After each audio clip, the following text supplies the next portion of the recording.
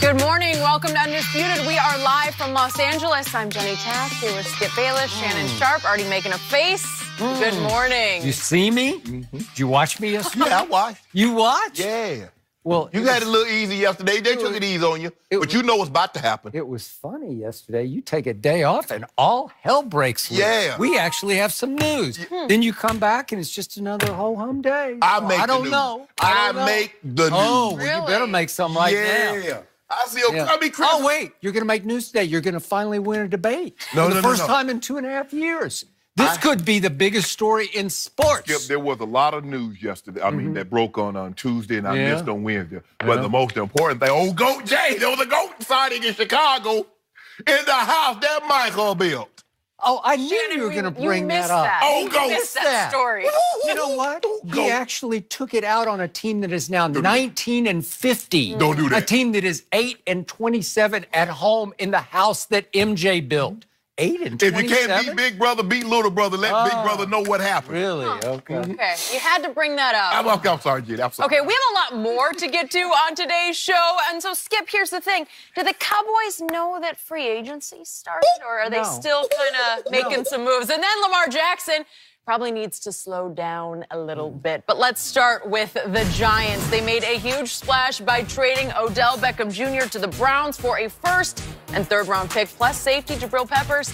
Well, the move has been highly criticized by a lot of people since it appears the Giants are now in rebuild mode. But yesterday, GM Dave Gettleman defended the decision, saying, quote, "You can win while you build a roster. We do have a plan, and that is part of it." So, Shannon, can you see a plan for the Giants? Not a long-term plan, but their short-term, immediate plan was to remove Odell Beckham from this roster. Skip, they made up in their mind, no matter what we do, no matter how much we give him, we're always going to have a problem with him. Skip, they gave him the long-term deal. Now, you said there's no way I'm giving him, I've seen enough. I'm not giving him a long-term deal. The Giants says, you know what? We're going to give him a long-term deal because we keep hearing that Odell says he's won his money, he's outperformed his contract, so we're going to compensate him. Not for what he's done, but for what we believe he can do, given what he's done. Yep. They paid him, 5 years, $90 million, it kicks in this year. But I think they come to the realization, Skip, Odell Beckham Jr. is who he is, and he's not going to change. And I understand that there are certain situations, Skip, when you have a guy as skilled, as talented as Odell, you make special concessions. And teams really don't have a problem making concessions. If the player that we're making concessions for, it goes to helping us win. And they just come to the realization, Odell's not it, Skip. And the thing is that when we look at Odell, Skip, he's missed 16 games over the last 2 years. Remember, he started his rookie year off. He missed the first month of the season with that hamstring injury. Did. So they're like, hold on. We're starting to see that Odell is always going to be Odell, and he's kind of more problem than he's worth. And a lot of this has to do with the locker room, because I'm not so sure that they had a strong enough personnel in the locker room to suppress some of this with what was going on with Odell. Odell found, and we showed in the highlight, the worst thing that could have ever happened, Skip, is that he made that play. Because he made that play, and all we do is still talk about it. What happened in that game? Dallas beat the brakes off him. And also what happened in that game, Odell actually went to the locker room for a long period of that game with some undisclosed injury. Yep. I don't know. So he saw then, he's still signing autographs, making money off that pitch, off that catch. That is correct. So now I don't really need the Giants to be successful to be an isolated, to be an individual figure, even though I'm in a team sport. Because for me, Skip, also I go back to Dave Gettleman. I think it was February 28th. He says, we did not sign Odell to trade him. 2 weeks later, you did what you said you weren't going to do. If you have a long-term plan, can I ask you a question, Skip? Why is Eli still on the team if you have a long-term plan? Now, you don't re-sign Landon Collins because you say the safety, and I didn't see the safety market going this, Skip. This safety market has been bonkers. Just cost me Earl Thomas. We'll get to that in a little bit. You trade Olivier Vernon. I get it. You get Zeitler back in return so to help shore up your offense. He is a good player. Yes, Zeitler he is. Yeah. Okay. You trade OBJ. If I'm Saquon, I'm saying I want to redo my deal. Because y'all about to give me 217,000 carries. That's your only option. No, I need to redo my deal. Out of like the single wing, snap it to him, let him run with it. Basically, that's where they are, Skip. it just goes to show you, Skip. It takes an awful lot. And what I don't understand is that I hear a lot of people in the New York media, I've been reading the paper, Skip, and looking at, it's like, for the longest time, they need to move Odell. They need to move Odell. Okay, the Giants finally obliged him. I can't believe they traded Odell. That is true. I agree with that. Yeah. There's a lot of hypocrisy. Yeah. Hold on. Echoing. Yep. But you know who's most responsible for this, Odell? Besides Odell, Odell is most responsible because I'm a firm believer in self-accountability. Tom Coughlin. You remember when Odell Beckham and Josh Norman got into it, a reporter asked Tom Coughlin, Coach, Tom, when you saw Odell seemed like he was losing it, why didn't you remove him for the game? And Tom Coughlin says, we're trying to win a game. Yep. So at that very moment, Odell's like, hold on. Tom Coughlin is one of the most strict disciplinarians in the coaching circle in NFL history. And even with my behavior, Skip, here's the very man. Tom Coughlin says either you're 5 minutes early or you're late. He would make guys wear shirts tucked in their pants and chipped shirts and hard bottom shoes. That Tom Coughlin let that guy do whatever he wanted on the football field, even though it was costing his team yardage. And he says, I'm trying to win a game. So Odell come to realize that, hold on, I'm immensely talented. And as long as I can make a play here and there, they're gonna let me do what I want to do. The Maras, and the Tishes, they own 50% ownership of the team.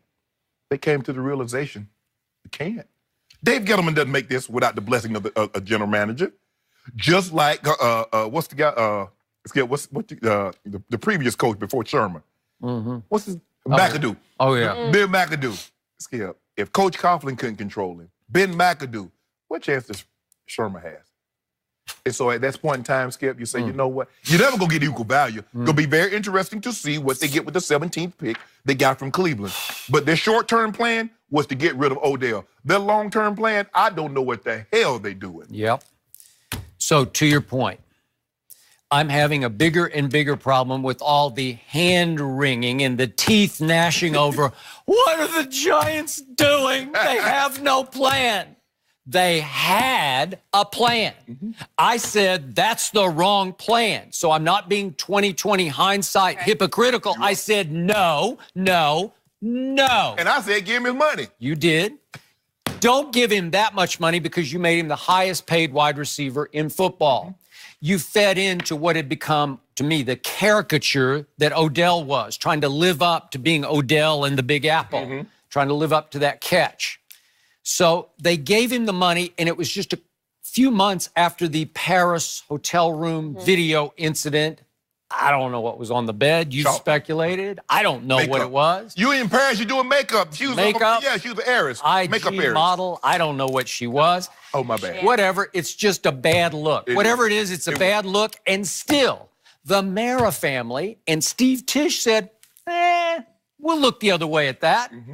It's not the best look. One of the Maras said that. But they still gave him his money. Well, now the joke's on you because very soon, the next football season, they live to regret that move. And when Odell did the Lil Wayne interview with Josina Anderson on ESPN, that was the final straw.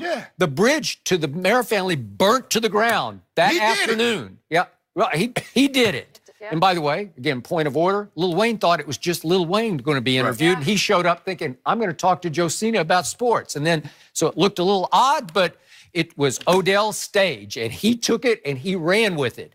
And maybe he felt a little more empowered because one of his heroes, Lil Wayne, is sitting right at his elbow. But he just let it fly. From New Orleans? Yep. Homeboy. That's true. A true homeboy. That is a true homeboy. That's a good point. And he even suggested he'd be happier in Los Angeles. And I think the Mara family and Steve Tisch said, okay, let's just get him out of here. Let's let him go somewhere else. Yes.